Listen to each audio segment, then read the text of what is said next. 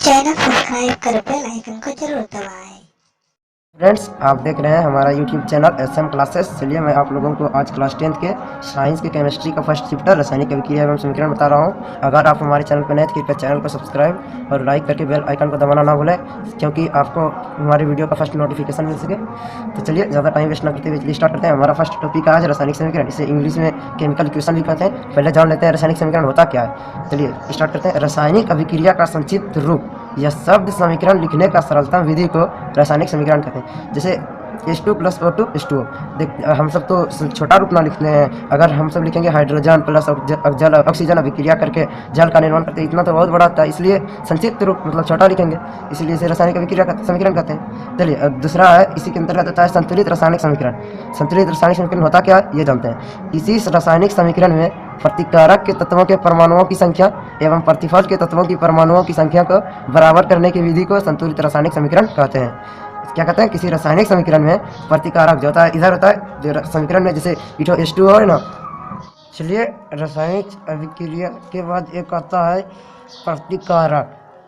रासायनिक अभिक्रिया के दौरान जो पदार्थ में परिवर्तन होता है उसे अभिकारक अर्थात रेजिस्टेंस कहते हैं।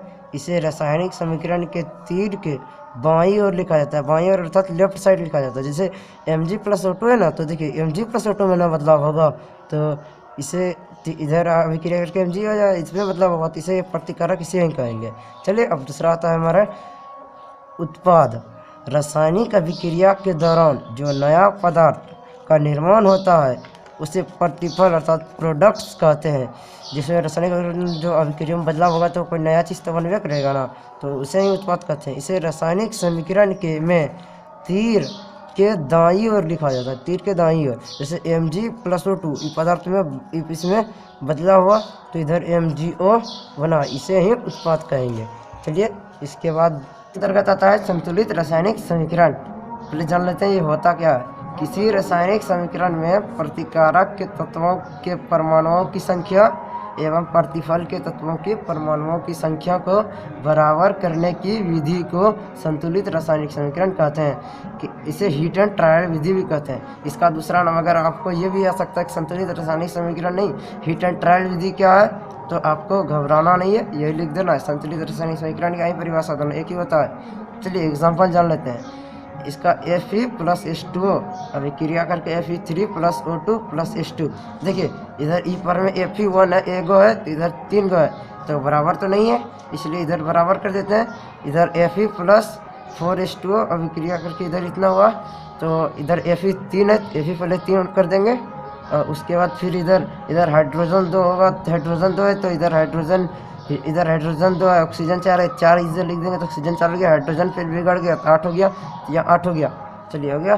फिर दूसरा, अगर आप लोगों को संतुलित समीकरण करने में दिक्कत होगा तो इस पर एक वीडियो बना देंगे, उस पर देख लीजिएगा आप सब। चलिए अब दूसरा एक क्वेश्चन आ सकता है, रासायनिक समीकरण को संतुलित करना क्यों आवश्यक है।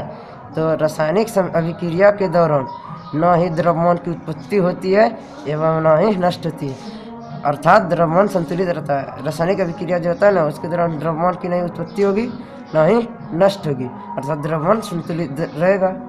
द्रव्यमान उत्पत्ति नहीं होगी, संतुलित रहेगा ना, इसलिए रासायनिक समीकरण को संतुलित करने से प्रतिकारक एवं प्रतिफल की सांद्रता बराबर हो जाती है। प्रतिकारक और प्रतिफल जो है इधर, इसको प्रतिकारक कहते हैं, इसे प्रतिफल कहते हैं, इसलिए इसकी सांद्रता बराबर रहती है। चलिए अब हमारा दूसरा टॉपिक है रासायनिक अभिक्रिया के प्रकार। रासायनिक अभिक्रिया के प्रकार क्या क्या होते हैं। चलिए इसमें पहला प्रकार है संयोजन अभिक्रिया, इसे कॉम्बिनेशन रिएक्शन भी कहते हैं। इसका पहले जान लेते हैं होता क्या है। 2 या 2 से अधिक प्रतिकारक आपस में जुड़कर या संयोग करके एकल उत्पाद का निर्माण करती है, उसे संयोजन अभिक्रिया कहते हैं।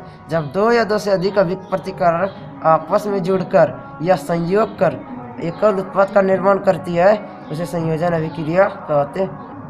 इसका अभिक्रिया लिखना है तो इसका सबसे अभिक्रिया का ट्रिक इजी है, लिख दीजिए A + B, इधर आ जाएगा AB। संयोजन अभिक्रिया में क्या है, 2 या 2 से अधिक प्रतिकारक, इस साइड को प्रतिकारक कहते हैं, हाँ, बाई साइड को इधर प्रतिकारक होता है और इधर तीर के इधर होता है प्रतिकारक। इसे उत्पाद भी कहते हैं। हो गया।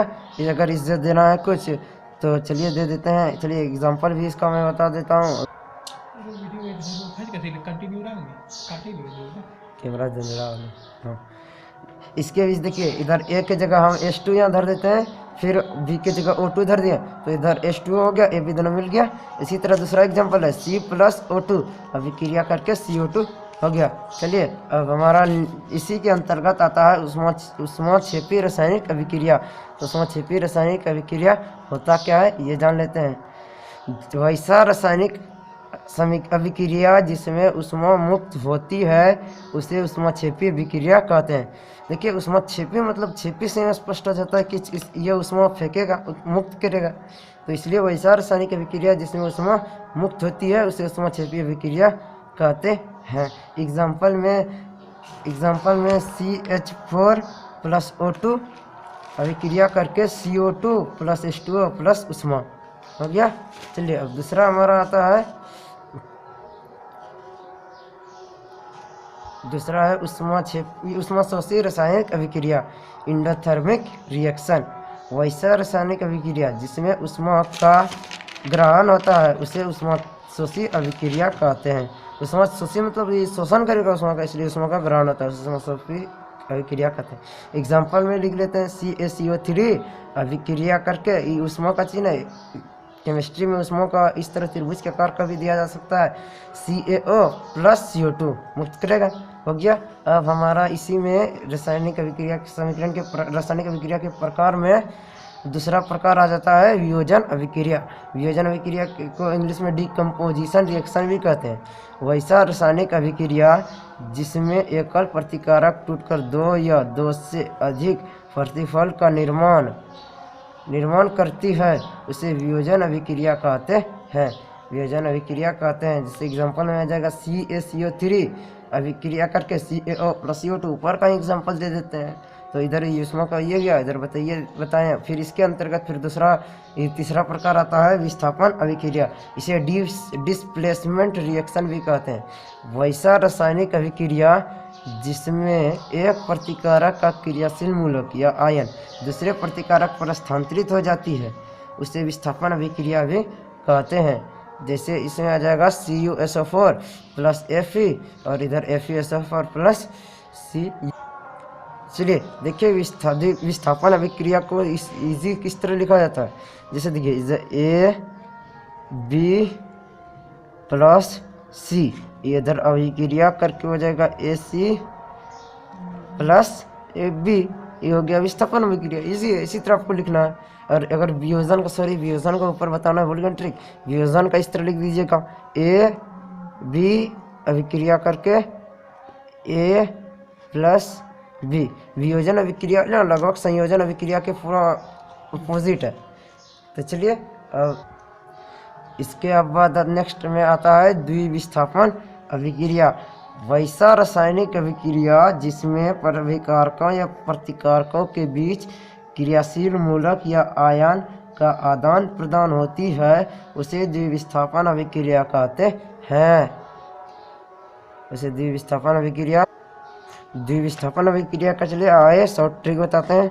इधर AB प्लस CD अभिक्रिया करके हो जाएगा इधर AC प्लस BD, ये द्विविस्थापन अभिक्रिया हो गया। देखिए कितना इजी है, एक बार में आप लोगों को आ जाएगा। द्विविस्थापन का चलिए एग्जांपल भी ले लेते हैं।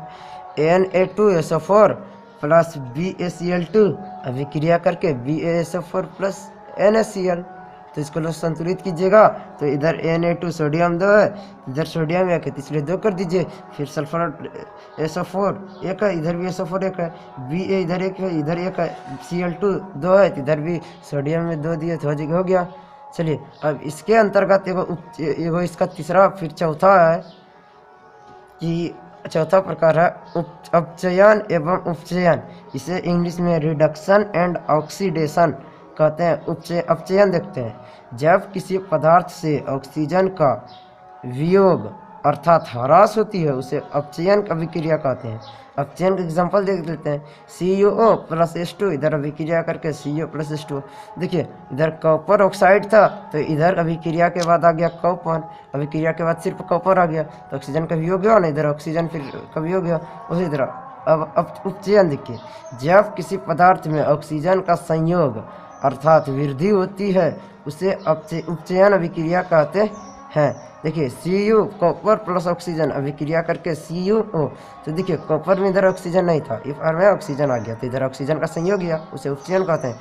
चलिए एक क्वेश्चन आपको आ सकता है, रेडॉक्स अभिक्रिया किसे कहते हैं? तो रेडॉक्स अभिक्रिया का डिफिनेशन जान लेते हैं। वैसा रासायनिक अभिक्रिया जिसमें उपचयन और अपचयन दोनों साथ साथ होती है उसे रेडॉक्स अभिक्रिया कहते हैं। जिसमें ऑक्सीजन का संयोग और वियोग दोनों होगा उसे रेडॉक्स अभिक्रिया कहते हैं। रेडॉक्स का एग्जाम्पल जान लेते हैं। CO copper oxide plus H2 अभिक्रिया करके कॉपर प्लस जल। देखिए इधर कॉपर ऑक्साइड था तो इधर कॉपर बना, तो ऑक्सीजन का वियोग हुआ, इसे उपचयन कहते हैं। इधर हाइड्रोजन सिर्फ था, इधर जल बना, H2O बना, तो इधर ऑक्सीजन का संयोग हुआ ना H2O, तो इसलिए इसे उपचयन कहते हैं। चलिए अब हमारा नेक्स्ट टॉपिक है, क्या आपने दैनिक जीवन में उपचयन अभिक्रिया के प्रभावों को देखा है?